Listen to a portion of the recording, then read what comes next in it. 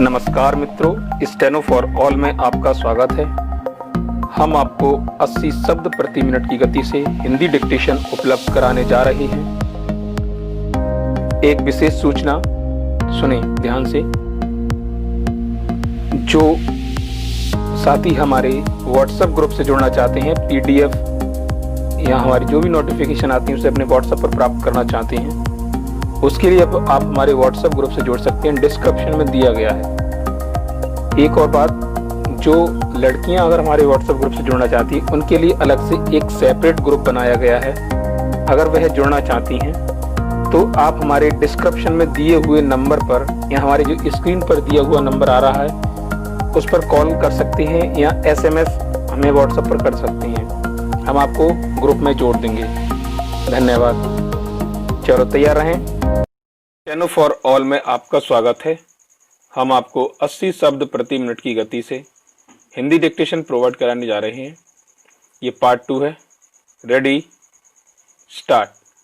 मुखर्जी की अमोघ निष्ठा और योग्यता ने ही उन्हें यूपीए चेयरपर्सन सोनिया गांधी और प्रधानमंत्री मनमोहन सिंह के करीब लाया और इसी वजह से वे जब 2004 में कांग्रेस पार्टी सत्ता में आई तो उन्हें भारत के रक्षा मंत्री के प्रतिष्ठित पद पर पहुंचने में मदद मिली।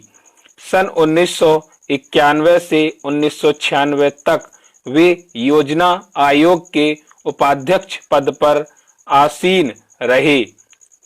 2005 के प्रारंभ में पेटेंट संशोधन बिल पर समझौते के दौरान उनकी प्रतिभा के दर्शन हुए। कांग्रेस एक आईपी विधेयक पारित करने के लिए प्रतिबद्ध थी, लेकिन संयुक्त प्रगतिशील गठबंधन में शामिल वाम मोर्चे के कुछ घटक दल बौद्धिक संपदा के एकाधिकार के कुछ पहलुओं का परंपरागत रूप से विरोध कर रहे थे। रक्षा मंत्री के रूप में प्रणब मामले में औपचारिक रूप से शामिल नहीं थे, लेकिन बातचीत के कौशल को देखकर उन्हें आमंत्रित किया गया था। उन्होंने मार्क्सवादी कम्युनिस्ट नेता ज्योति वासु सहित कई पुराने गठबंधनों को मानकर मध्यस्थता के कुछ नए बिंदु तय किए, जिसमें उत्पाद पेटेंट के अलावा और कुछ और बातें भी शामिल थीं।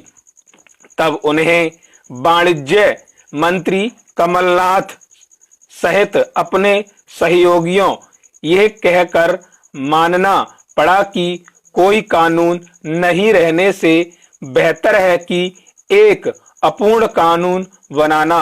अंत में 23 मार्च 2005 को बिल को मंजूरी दे दी गई।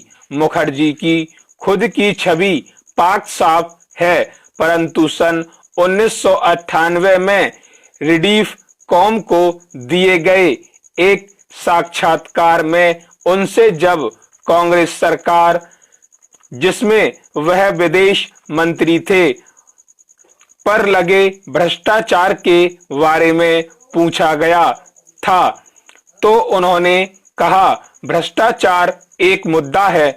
घोषणा पत्र में हमने इससे निपटने की बात की है, लेकिन मैं यह कहते हुए क्षमा चाहता हूं कि ये घोटाले केवल कांग्रेस या कांग्रेस सरकार तक ही सीमित नहीं हैं।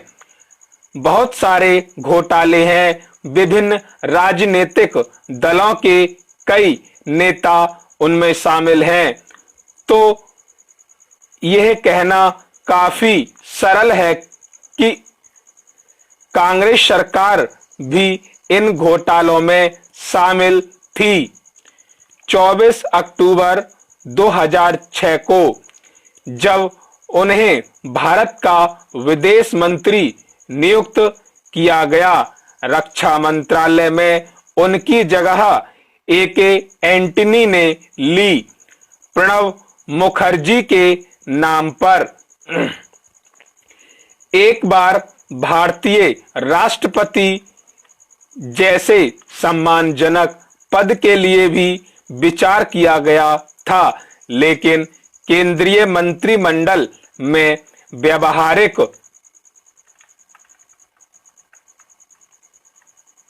व्यावहारिक रूप से उनके अपरिहार्य योगदान को देखते हुए उनका नाम हटा लिया गया। मुखर्जी की वर्तमान विरासत में अमेरिकी सरकार के साथ असैनिक परमाणु समझौते पर भारत अमेरिका के सफलतापूर्वक हस्ताक्षर और परमाणु अप्रसार संधि पर दस्तखत नहीं होने के बावजूद असैन्य परमाणु व्यापार में भाग लेने के लिए परमाणु आपूर्तिकर्ता समूह के साथ हुए हस्ताक्षर भी शामिल हैं।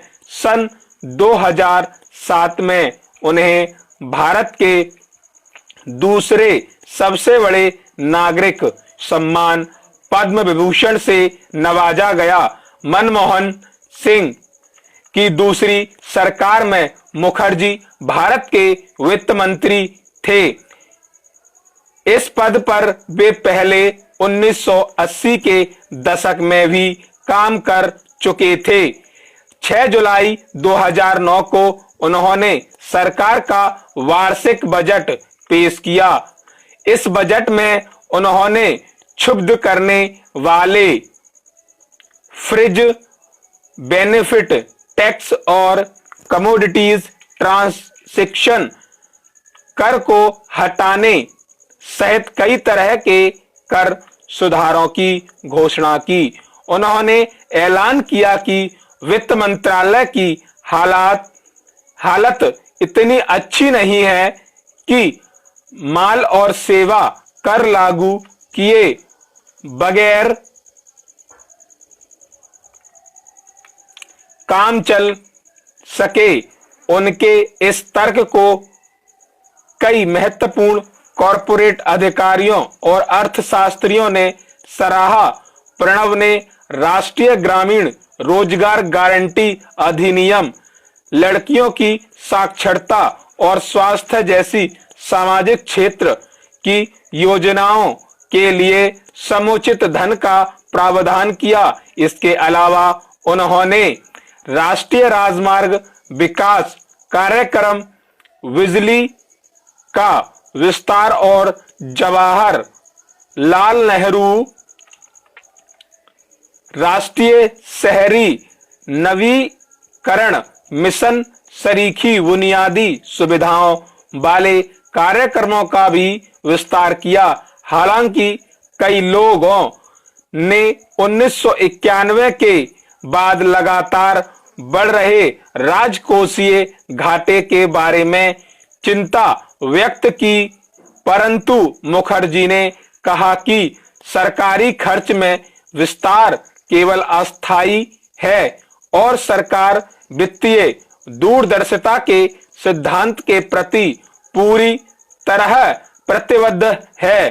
बंगाल भारत में बीरभूम जिले के मिराती किरनहार गांव में 11 दिसंबर 1935 को कामदा किंकर मुखर्जी और राजलक्ष्मी मुखर्जी के घर जन्मे प्रणब का विवाह 22 वर्ष की आयु में 13 जुलाई 1957 को शुभ्रा मुखर्जी के साथ हुआ था।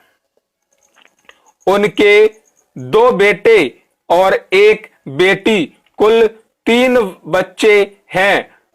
पढ़ना, बागवानी करना और संगीत सुनना 3 ही उनके व्यक्तिगत शौक भी हैं। सन 1980-1985 के दौरान प्रधानमंत्री की अनुपस्थिति में उन्होंने केंद्रीय मंत्रिमंडल बैठक की अध्यक्षता की।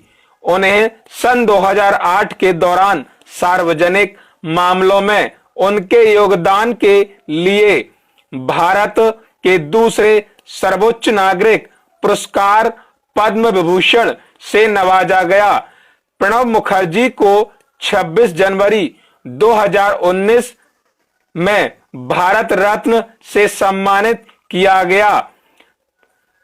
प्रणब मुखर्जी का 10 अगस्त को दोपहर 12:07 गंभीर स्थिति में अस्पताल में भर्ती कराया गया था।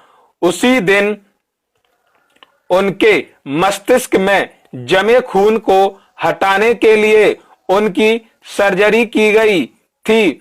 मुखर्जी के बाद में फेफड़े में संक्रमण हो गया। सर्जरी से पहले उनकी कोरोना जांच भी कराई गई थी, जिसकी रिपोर्ट सकारात्मक आई थी। उनका निधन 31 अगस्त 2020 को दिल्ली के अस्पताल में हुआ। स्टॉप। बैकग्राउंड में हो सकता है थोड़ा सा साउंड आए, कोई नहीं, ध्यान से लिख लेना और अनुवाद अवश्य करें। कुछ जगह थोड़ा सा गलत शब्द पड़ गए हैं, लेकिन पीडीएफ से चेक कर सही कर लेना। ठीक है, धन्यवाद।